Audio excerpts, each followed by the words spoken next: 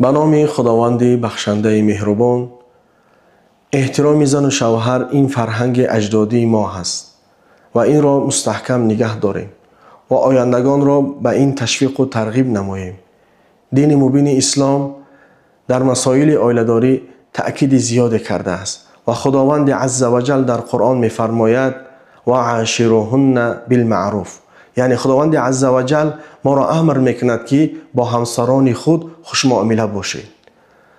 با زنهای خود رفتاری نکو، گفتاری نکو و معامله خوب و همدیگر فهمی حیات به سر ببرید. پیغمبر نازنین صلی الله علیه و سلم در حدیث می‌فرماید خیارکم خیارکم لاهله، بهترین شما شخصی است که با اهل و خانواده خود خوش معامله است و انا خیارکم لاهلی، و من نیز با همسران خود خوش معامله می باشم.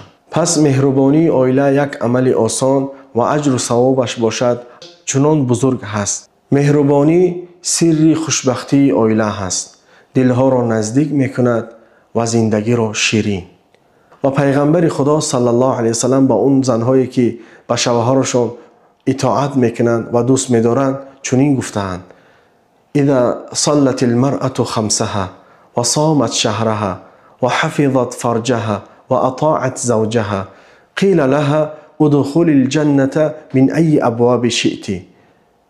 یعنی هر وقت که زن 5 وقت نمازش را میخواند و روزه ماه شریف رمضان را میگیرد، پاکدامنی را به خودش کسب میکند، به شوهر خیانت نمی کند، به او گفته می شود که از کدام در جنت که میخواهی بدرو. امیدوارم از این حدیث استفاده نیک کرده باشید. باقی در پناه خدا باشید.